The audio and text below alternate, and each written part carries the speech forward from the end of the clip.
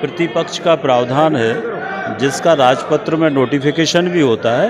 उपनेता का नियमावली में कहीं पर भी कोई प्रावधान नहीं है। तो ये जो फर्जी उपनेता बनकर घूम रहे हैं, इसके बारे में मैंने कल विधानसभा में रखा है। ये नियमावली है। इस नियमावली में कहीं पर भी उपनेता का कोई प्रावधान नहीं है। ये राजपत्र का प्रकाशन है। इस राजपत्र में नेता प्रतिपक्ष का ही नोटिफिकेशन है, उपनेता का कोई नोटिफिकेशन नहीं है। तो ये पूरी तरह से फर्जी उपनेता बनकर घूम रहे हैं, प्रशासन पर अनावश्यक दबाव बनाने की कोशिश करते हैं और इसलिए ये विषय मैंने कल विधानसभा में रखा है। नेता प्रतिपक्ष जी कह रहे हैं कि उप मुख्यमंत्री के पद भी कोई संवैधानिक नहीं है और आप देखिए, मैं अपनी बात कह रहा हूँ, वो विषय वो जाने। मैं तो ये नियम बता रहा हूँ, ये नियम है, ये नोटिफिकेशन है राजपत्र में, ये राजपत्र का नोटिफिकेशन है, ये विधानसभा की नियमावली है और इसमें ये स्पष्ट है कि उपनेता का कोई प्रावधान नहीं है। मुख्यमंत्री को लेकर पूछ रहे हैं, आप भी अनुभवी व्यक्ति हैं। मैं उस पर नहीं, वो अलग विषय है।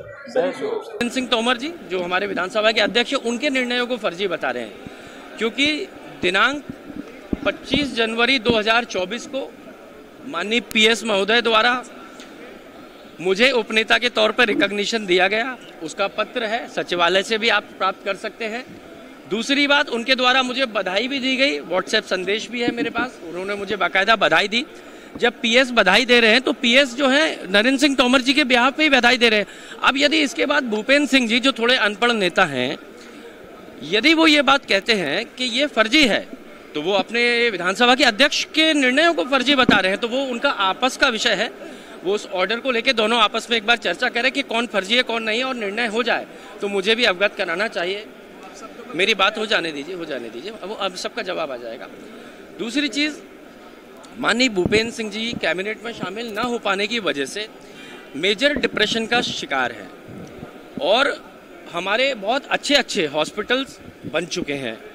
पूरे देश में अच्छे डॉक्टर्स हैं जो मानसिक रोगों का इलाज करते हैं। सीहोर में भी एक बहुत बड़ा अभी हॉस्पिटल बना है, मेंटल रिहैबिलिटेशन सेंटर है एक। तो मैं समझता हूँ भूपेंद्र सिंह जी को इस पागल खाने में दाखिल करवाया जाए, फ्री ऑफ कॉस्ट उनका इलाज हो। यदि वहाँ नहीं सुधार होता तो बॉम्बे, दिल्ली में बड़े अच्छे हॉस्पिटल्स और डॉक्टर हैं, मैं उनको स्वयं कनेक्ट करूँगा और अपने व्यय पे मैं चाहता हूँ, क्योंकि वो स्वस्थ रहे। यदि वो स्वस्थ रहेंगे तो सौरभ शर्मा वाले कांड में आगे जाके उनको जेल जाना पड़ेगा।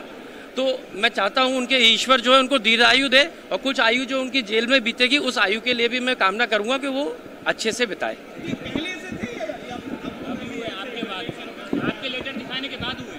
मुझे लगता है कि पहले आधे पागल हुए जब उनका कैबिनेट में नाम नहीं आया, और बचे हुए जब मैंने उनकी नोटशीट दिखा दी तो 100% वो पागल उसके बाद से हो गए हैं।